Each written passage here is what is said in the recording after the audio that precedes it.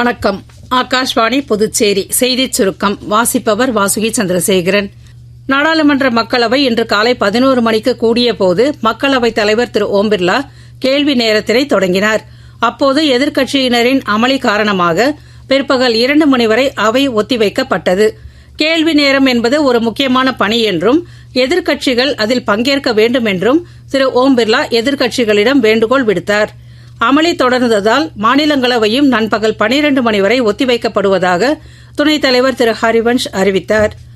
பிரதமர் திரு நரேந்திர மோடி தனது சுதந்திர தின உரைக்கு நாட்டு மக்கள் அனைவரும் தங்களின் எண்ணங்களையும் யோசனைகளையும் மைகவ் அல்லது நமோ செயலி மூலம் பகிர்ந்து கொள்ளுமாறு தமது சமூக வலைதள பதிவில் கேட்டுக் கொண்டுள்ளார்.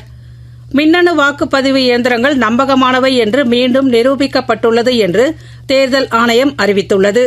மகாராஷ்டிராவில் கடந்த ஆண்டு நடைபெற்ற சட்டப்பேரவைத் தேர்தலின் போது விவிபேட் இயந்திரங்களில் பதிவான சீட்டுகளின் எண்ணிக்கை சரிபார்க்கப்பட்ட போது துல்லியமாக இருந்ததாக ஆணையம் தெரிவித்துள்ளது. டெல்லி முதலமைச்சர் திருமதி ரேகா குப்தா இன்று தூய்மை பிரச்சார இயக்கத்தை தொடக்கி வைத்தார்.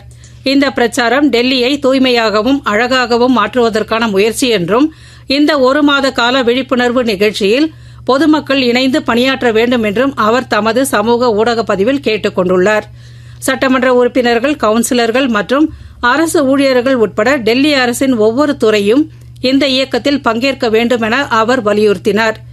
மேற்கு திசை காற்றின் வேக மாறுபாடு காரணமாக வரும் ஆகஸ்ட் 6ஆம் தேதி வரை தமிழகத்தின் ஓரிரு இடங்களிலும் புதுச்சேரி, காரைக்கால் பகுதிகளிலும் லேசானது முதல் மிதமான மழை பெய்யக்கூடும் என சென்னை வானிலை ஆய்வு மையம் தெரிவித்துள்ளது. 12வது புரோ கபடி போட்டித் தொடர் விசாகப்பட்டினம், சென்னை, ஜெய்ப்பூர், டெல்லி என 4 நகரங்களில் நடைபெற உள்ளன. 12 அணிகள் பங்கேற்கும் இத்தொடரின் முதல் கட்ட லீக் ஆட்டங்கள் வரும் 29ஆம் தேதி முதல் செப்டம்பர் 11ஆம் தேதி வரை விசாகப்பட்டினத்தில் நடைபெற உள்ளது. இத்துடன் இந்த செய்திச் சுருக்கம் நிறைவு பெறுகிறது.